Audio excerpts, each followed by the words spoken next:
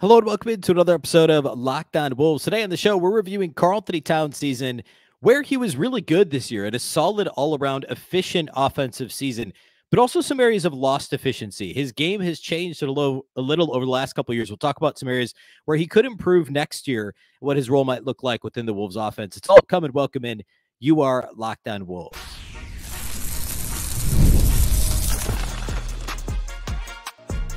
You are Locked On Timberwolves, your daily Minnesota Timberwolves podcast. Part of the Locked On Podcast Network, your team every day.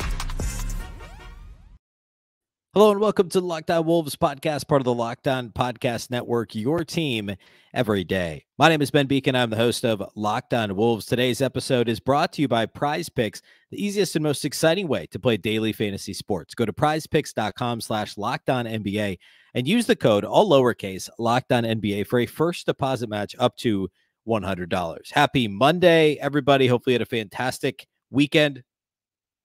Lots to get to today related to Karl-Anthony Towns. We are in the home stretch of our player review series. Cat today, we'll do Ant tomorrow, and then we'll get into some draft talk. Wednesday is 1 week away from the start of the first round. And so lots to get to related to the Wolves have a first and a second round pick this year, believe it or not. So we'll be spending about a week on draft coverage leading into it, or draft preview, really. So today, Cat, tomorrow, Ant, a lot to get to. A big thank you here off the top for making Locked On Wolves your first listen every day. Of course, this show is free and available everywhere. That includes YouTube, as well as all of your favorite audio platforms. Wherever you like to listen to podcasts, you can find Locked On Wolves. You can also watch on the Locked On Sports Minnesota app on both Roku and Amazon Fire TV. And you can follow on X at Locked On T Wolves and also at Beecken with two B's, two E's, CKEN. All right. So Karl-Anthony Towns this year makes it back to the All-Star game for the first time in a couple of years, his fourth career All-Star appearance, and managed to play 62 games. Of course, he had the meniscus surgery in March and ended up only missing about a month, a little bit more than a month, missed 20 total regular season games over the course of the season, which for him was the second most games he's played in the last 5 years, going back to his second All-Star season in the 18-19 year. Of course, he was injured a little in the first COVID shortened season, injured a bit in the second COVID shortened season. So both those were naturally, shorter schedules. Relatively healthy a couple of years ago. Last season, he has the calf injury that limits him to 29 regular season games. But then this year, 62 games and played really well. I mean, the per game averages were up over what they were in his injury shortened year last year, but otherwise, basically the lowest across the board per game averages that he's had.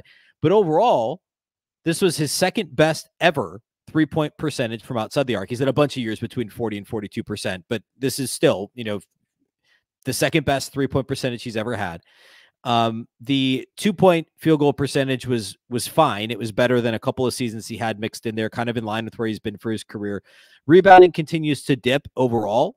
The per game, again, was up over last year, but the actual rebound percentage, well, actually, that was up a little bit too. We'll talk a little bit more about rebounding, especially on the offensive end of the floor here in a minute.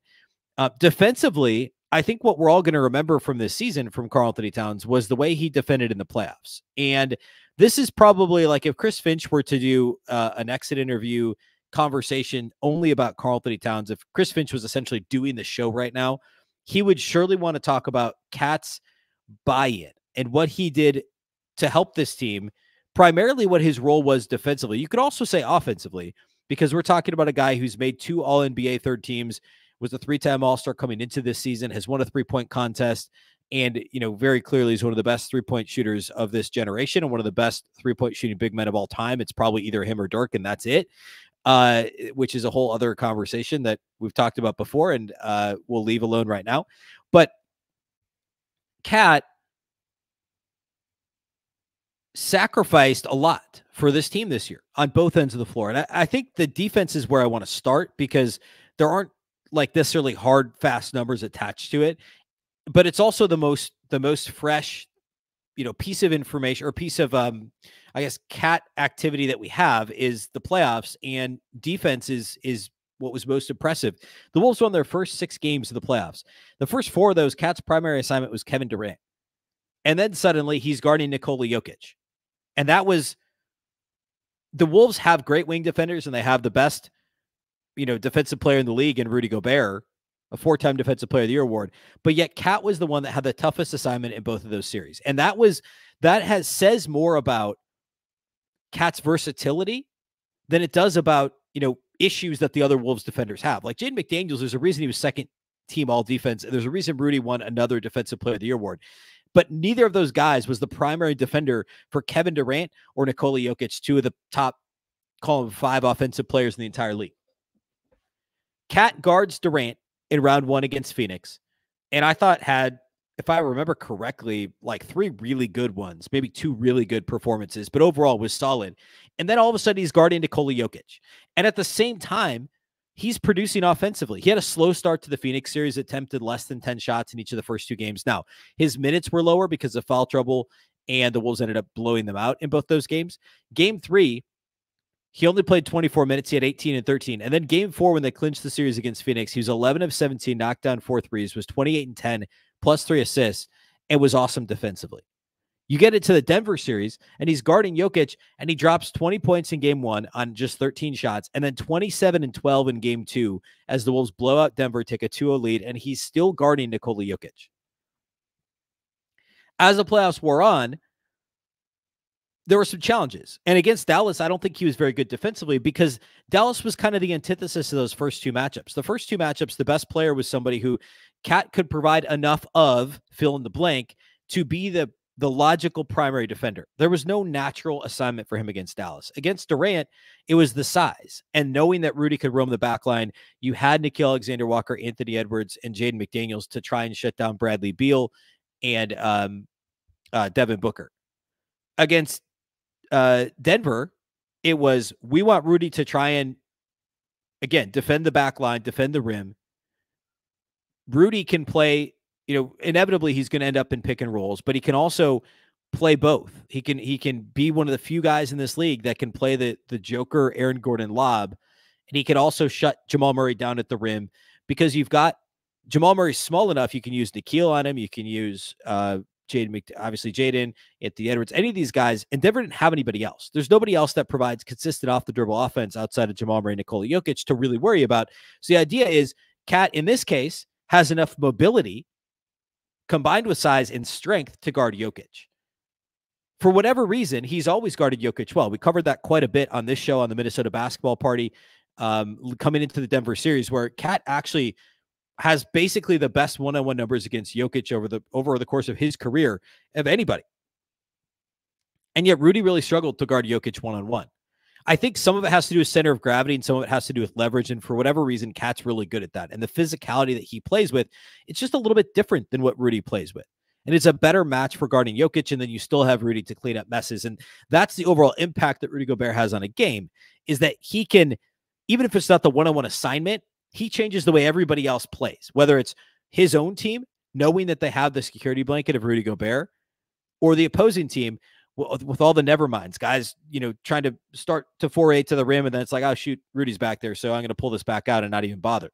Or I'm going to alter, my shot's going to be altered in the air because of Rudy's contest. And Cat, not only the willingness, but the ability to have the quickness to guard Kevin Durant and the size and the strength to guard Nikola Jokic, and to do it with a smile on his face and do an admirable job. The Dallas series was tricky because there's no easy answer for who's going to guard Luka Doncic. And Dallas doesn't have any, especially with Maxi Kleber out for the first, 2 games of the series, I think it was, and diminished in the rest of the series. There was no obvious cover for Karl-Anthony Towns. And that, I think that's, the coaching staff didn't do the best job trying to figure out. I think they made some adjustments too late in that series with how they wanted to defend Luka and Dallas's pick and roll. But Cat in the first 2 series did everything he was asked of. And the regular season numbers defensively for Cat aren't all that different than the rest of his career. But again, I go back to where I started. It was the fact that he was doing different stuff. He wasn't playing center anymore. He was being asked to do multiple different things. Sometimes they were kind of trying to not hide him, but kind of, sort of. And other times he was being given really difficult assignments. And he played a little bit of center, alongside Reid, but primarily was a power forward. In fact, usually Nas was the quote unquote center in lineups with Cat, because Cat's combination of mobility, size, and I didn't think I'd say this, but like defensive IQ, he's really, really, really developed that side of things. Talking on defense, being in the right place at the right time, stuff that 5 years ago, 4 years ago, 3 years ago, it was a complete head scratcher. Like, well, how has Cat not figured out drop coverage yet? How has he not figured out when he's the low man? How has he not figured out Xing out on the perimeter? All these things and talking and telling others what to do on the floor, Cat's better at them now. He's continued to improve. And it's something the national media is going to miss. The talking heads, the podcast nationally are going to miss because they don't watch him every game. But if you watch the Wolves every game, he's improved in all of those areas. He still does silly stuff, and we'll talk a little bit about that. I want to talk about the offense next. We get into some of the B-ball index numbers, and we'll talk about some of the frustrations with Cat. But still, again, like the summarization here is that Cat had another really good year and was very deserving of being an all-star. And defensively, the willingness to do different things and then the ability to execute on defense, especially in the first 2 rounds of the playoffs, was massive for Karl-Anthony Towns. Let's talk about Cat's offense. We'll do that here next.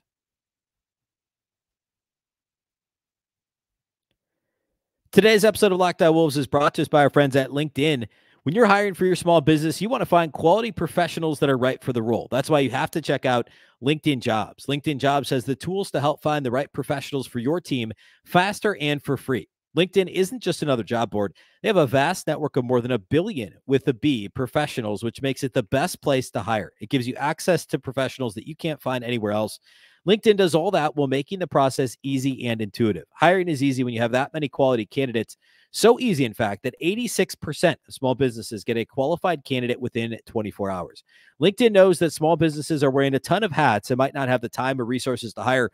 They're constantly finding ways to make the process easier. They even just launched a feature that helps you write job descriptions, making the process even easier and quicker. 2.5 million businesses, small businesses, use LinkedIn for hiring. Post your job for free at linkedin.com/LockedOnNBA. That's linkedin.com/LockedOnNBA to post your job for free. Terms and conditions apply.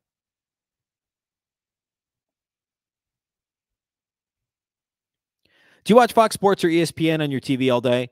If so, no doubt you have to turn down the volume because of all the shouting. Instead, make the switch to Locked On Sports today. It's a free 24/7 sports streaming channel programmed for you every day to bring you the biggest stories without all the streaming.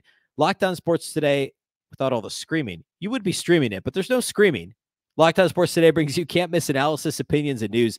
Streaming 24/7 on YouTube or the free Amazon Fire TV channels app, part of the Locked On Podcast Network, your team every day. All right. So Karl-Anthony Towns this year, we talked about how he had the best three-point percentage, the second best three-point percentage of his career this season, and his best since the 2017-18 season, 6 years ago, his first All-Star season. So it's his best three-point percentage since then.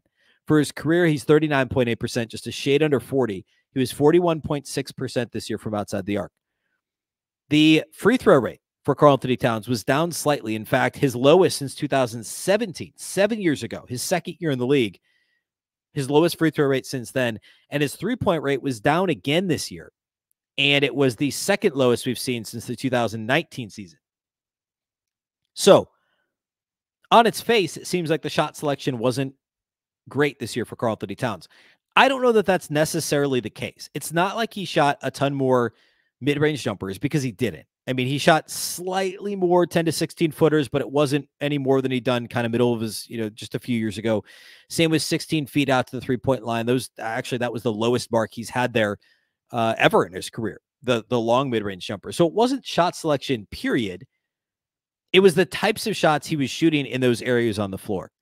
And I attribute this to a couple things. One, just the reduction in post-up opportunities, low block opportunities, and a couple sub points here. Obviously, overall, low block post-ups are down league-wide. The Timberwolves don't run very many of them at all. They run more for Rudy Gobert, unfortunately, than they do for Karl-Anthony Towns. I'm going to see if I can pull it up real quick. I had the number here. I lost it, though. But I think that the lack of opportunities there, and I'm not suggesting that they go to Cat in the post like mid-90s style, that much like any more often than like, I'm not saying it should be a regular occurrence. What I am saying is that they should do it a little bit more often. Here we go. Karl-Anthony Towns, post-up opportunities. He did have 2.7 possessions per game in terms of post-up opportunities. Still, the frequency is just over 13% of his touches. Points per possession, 1.07, which is good. I mean, like Anthony Davis is 1.06, so it's slightly better than Anthony Davis. It's a shade below Jokic and Embiid, who are just over 1.1, but the frequency is less than all of those guys. The Wolves are going to Towns less often in the post than the Sixers are to Embiid, or obviously the Nuggets are to Jokic, or, fill in the blank, Anthony Davis, the Lakers. They're doing it less often than all these guys. And that's going to do a couple things. One, a post-up opportunity isn't inherently super efficient, and that's why there's less of them in the game now, one of the many reasons. But the other thing is it's hurting his opportunities to get to the free throw line too. His free throw frequency, when he gets a post-up, he gets a free throw attempt nearly 1 out of every 5 times. It's over 17% of the post is how often he gets fouled. Of the guys I just rattled off, Jokic, Anthony Davis, Bam Adebayo, Joel Embiid, it's better than Adebayo. It's better than Jokic. It's a few points below Embiid and slightly below Anthony Davis, the frequency with which he gets fouled. But those touches for Cat, and I know that there's also danger, and you're probably right now going, oh, what about the offensive fouls? Yeah, that's a concern, sure. But I think depending on the matchup, the Wolves need to find a way to scheme a few more, maybe not a few, 1 or 2 more post-up opportunities, low block, back to the basket, left box post-up. He's so good. Crab dribble to his right or to his left with his right hand, little jump hook. We saw that a few times in the playoffs against smaller guys. They need to do it more often. I think he'll get more free throw attempts, he'll get more easier buckets, and bring the overall efficiency up. The second thing is the lack of offensive rebounds this year for Karl-Anthony Towns.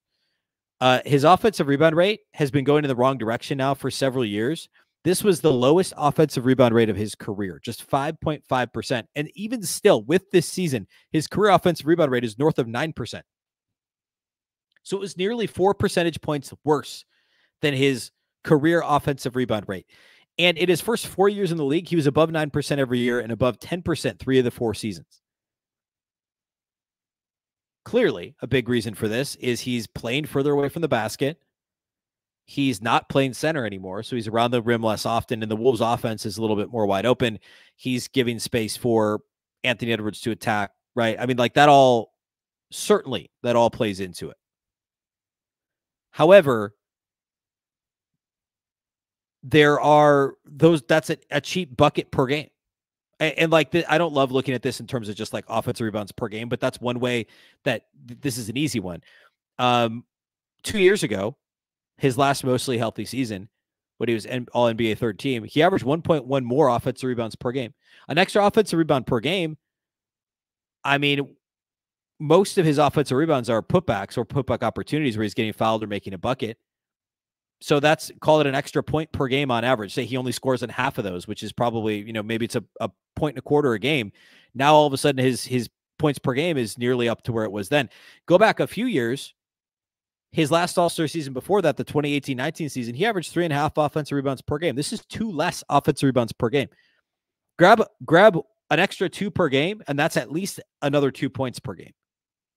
And now we're talking 24 points a game again. You're talking, this is the sort of thing, as silly as it is, that now you're talking third team All-NBA. And then now all of a sudden he's getting a little bit more of that respect that he so often doesn't get nationally. It's silly, but that's how this works. And also there's the obvious impact of the extra couple of points per game, the extra bucket per game, the extra offensive rebound to 2 offensive rebounds per game. But that's going to raise his overall level of efficiency. I don't think the shot selection was bad. I think his mix of decision-making in terms of putting the ball on the deck and getting to the rim, shooting open threes, I thought the decision-making by and large this year was pretty solid from Karl-Anthony Towns. Rate base-wise, it was his lowest assist rate he's had in 5 seasons. And the turnover rate, well, lower than last year, was still higher than what we'd seen in every other year of his career. Well, the usage rate was really in line with it. So, yeah, the turnover rate's still a little too high compared to the lack of assists. And I want to get into some of the B-ball index numbers related to his playmaking here in just a second. But the point is, I thought the shot mix was fine. He's not shooting too many mid-range jumpers. He's not, forcing three-pointers. He could stand to shoot a few more threes, get a couple more post-up opportunities, which, by the way, more post-up opportunities means he's closer to the rim for offensive rebounds, even if they're his own offensive rebounds. I think that lifts the team overall. Now, some of this clear, like the other thing you're probably yelling right now, other than the offensive rebound or the offensive foul thing, the other thing you might be yelling at your computer screen or device, car radio, I don't know, whatever you're listening to the podcast on, is in addition to the offensive foul concerns, the Timberwolves made a concerted effort to be better in transition defensively, which means Karl-Anthony Towns getting back, not falling over like Reid and Cat both fall over a ton offensively, get caught up trying to get foul calls, complaining about lack of foul calls, whatever, and getting back on defense. The transition defense was really good this year. I didn't think overall Cat had major issues with that. And the Wolves clearly are not, they don't crash the glass on the offensive side anyway. But by simply getting more shot attempts near the rim, Cat's naturally going to get more offensive rebounds. It's just, that's, and I don't think necessarily the transition defense has to suffer. The Wolves as a team this year were bottom 10 in offensive rebound rate. They were top 10 in defensive rebound rate, but they were 22nd, according to Basketball Reference, in offensive rebound rate. So certainly some area to improve there. I want to talk B-ball index numbers, break down Cat's offense a little bit more. And we'll talk about some of the silliness that, we continue to see from Cat, because it's a topic. I'm not going to spend a lot of time on it because, hey, I mean, we see it all the time. We talk about it on the show and we need to, but it's all part of this season for Karl-Anthony Towns. So we'll talk about that. We'll talk about all that here next.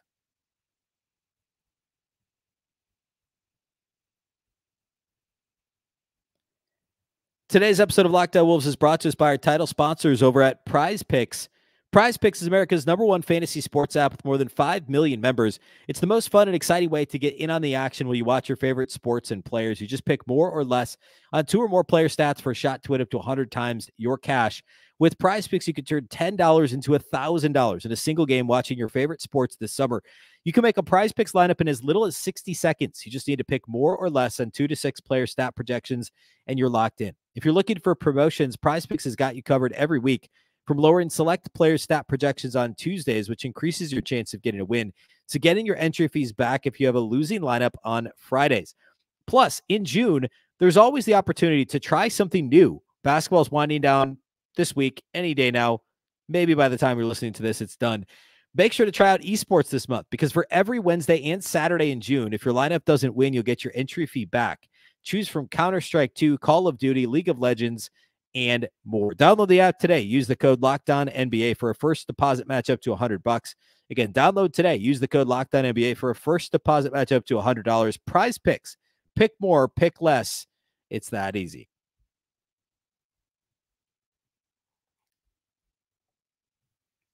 All right.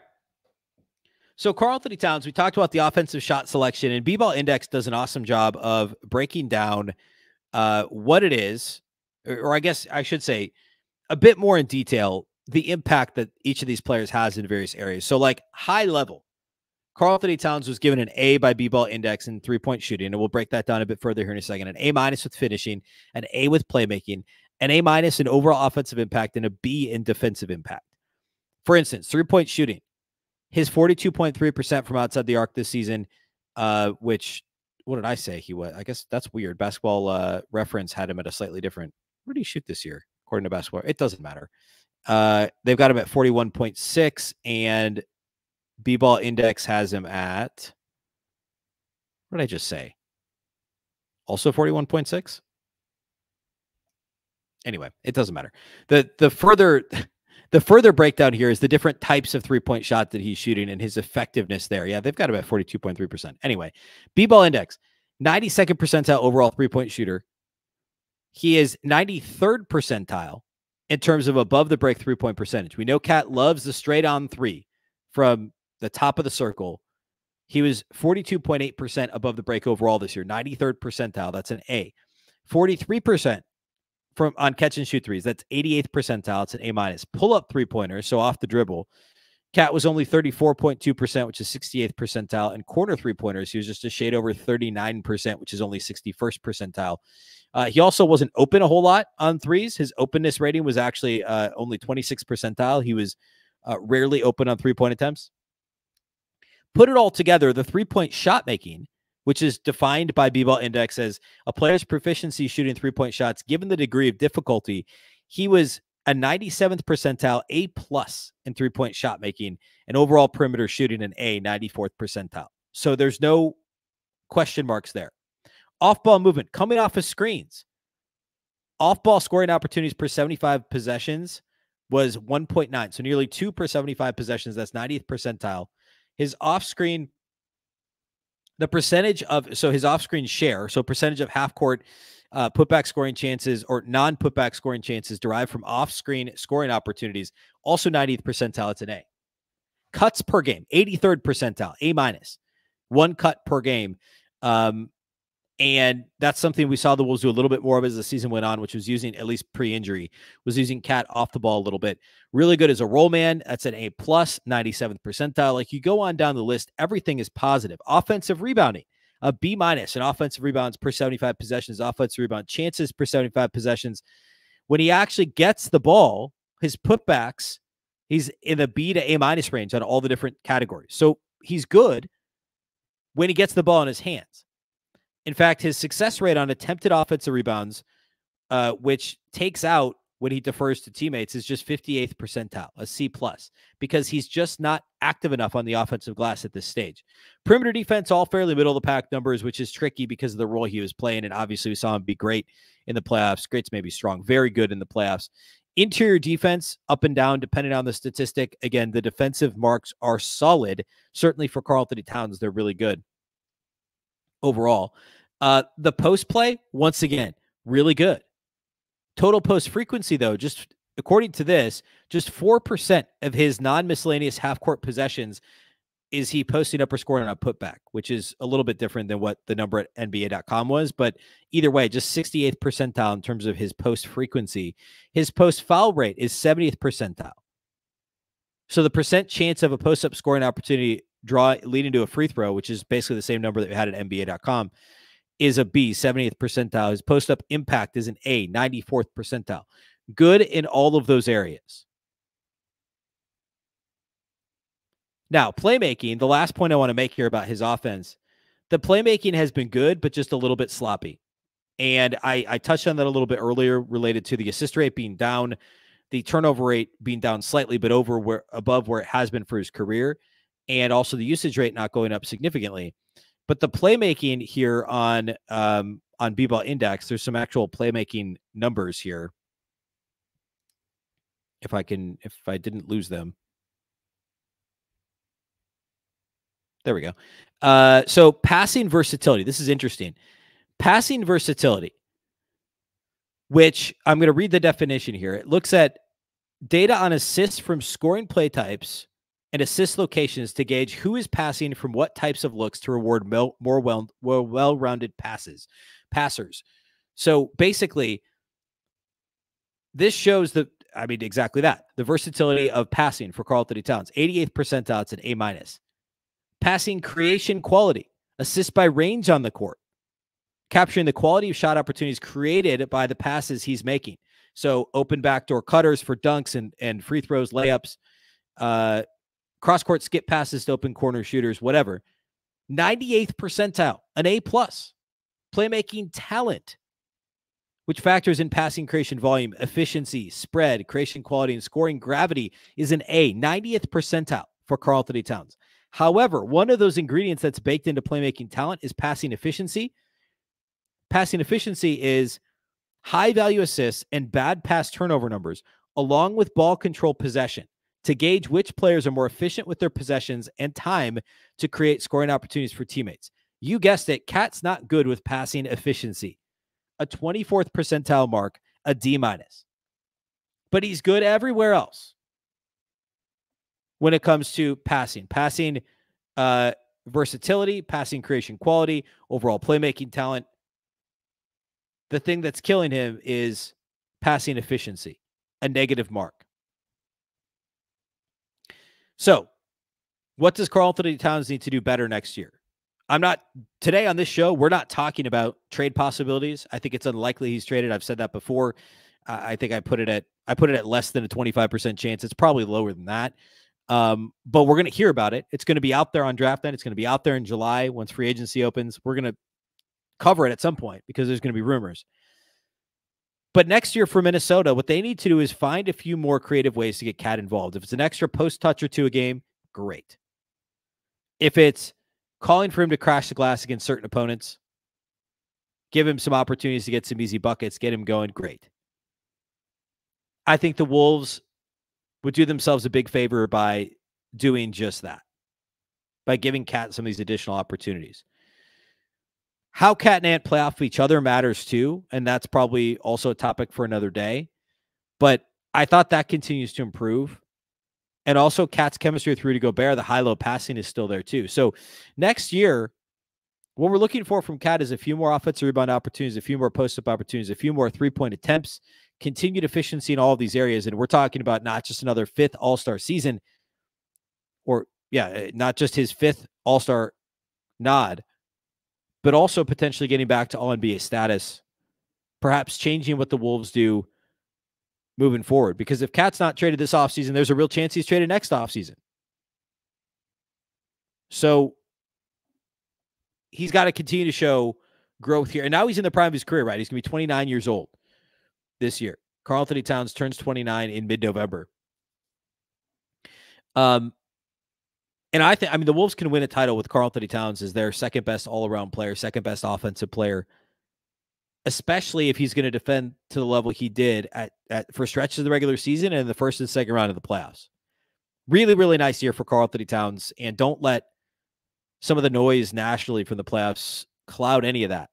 We haven't even talked about, we talked about this a little bit on the Minnesota basketball party last week, him coming back from the meniscus tear and only missing 5 weeks, and then playing at the level he did, dropping a 28-10 while guarding Kevin Durant and a 27-12 while guarding Nikola Jokic in the playoffs.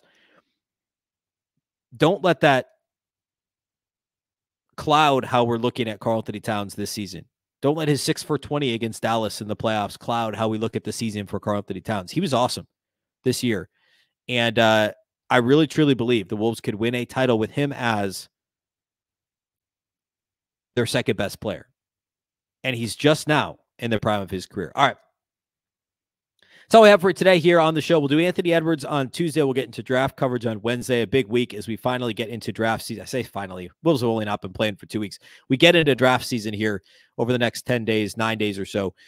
Big thank you for making Locked On Wolves your first listen every day. Of course, this show is free and available everywhere. That includes YouTube as well as all of your favorite audio platforms. You can also watch on the Locked On Sports Minnesota app on both Roku and Amazon Fire TV. And you can follow on X at Locked On T-Wolves and also at Beecken with 2 B's, 2 E's, C-K-E-N. Of course, the Locked On Wolves podcast is part of the Locked On Podcast Network. Remember, the Locked On Network is your local experts on all the biggest stories. Once again, I'm Ben Beecken. This is the Locked On Wolves podcast, and we'll catch you next time.